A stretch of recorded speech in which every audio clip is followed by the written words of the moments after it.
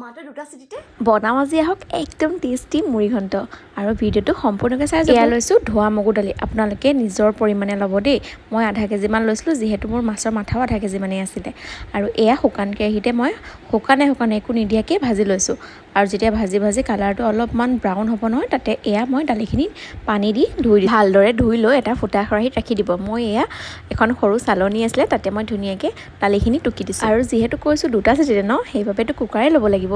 আৰু এয়া কুকাৰতে প্ৰথমতে অকণমান তেল, দুখিলামান তেজপাত দি লৈছোঁ। ইফালে কাটি লৈছোঁ ডাঙৰ চাইটা পিঁয়াজ, খুন্দি লোৱা আদা নহৰু আৰু বিলাহী। এতিয়া প্ৰথমতে তেলত তেজপাত দিয়াৰ পিছতে আদা নহৰুখিনি দি ধুনীয়াকৈ ভাজি লৈছোঁ। অলপমান সিজাই লৈ তাতে এতিয়া মই পিঁয়াজখিনি দি দিছোঁ। পিঁয়াজটো মই মিডিয়াম চাইজৰ দুটা দিছিলোঁ। আৰু পিঁয়াজখিনি অলপমান ভাজ খোৱাৰ পিছতে এই যে দালিখিনি মই টুকি ৰাখিছিলোঁ, দালিখিনি ধুনীয়াকৈ দি দিছোঁ।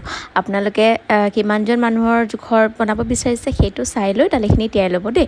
আৰু দেখিছেনে ইমান ইজি ন, ইমান ধুনীয়াকৈ বনাব পাৰি।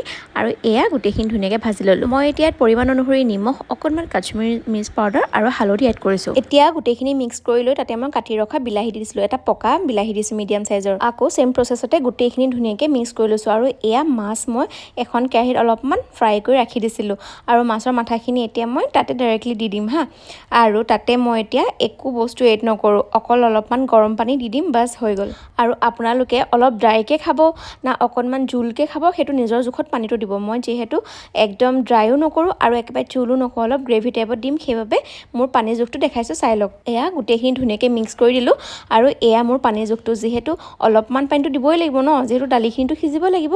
এয়া মই গোটেইখিনি দিলোঁ। আৰু এতিয়া অকণমান জ্বলা হ'বৰ বাবে কেঁচা জলকীয়া 4টামান দুফাল কৰি দি কুকাৰত লগাই দুটা চিটি দিলোঁ। আৰু চাওক এয়া দুটা চিটিতে ইমান ধুনীয়া টেষ্টি, একদম কাৰিকৰে যে বনায় তাতকৈ কোনো গুণে কম নহয়, তাতকৈ বেছি টেষ্টিহে হয় খাবলৈ। আৰু ইমান ইজি, চাওক বনাব নজনা মানুহো কোনো প্ৰব্লেম নাই।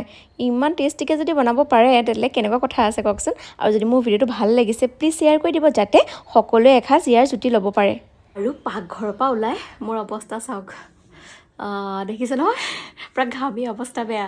গৰমটো চাওক কিমান বেছি। খাবলৈ ভাল হ'লে নহ'ব নহয় নে, কষ্টটো কৰিব লাগিব।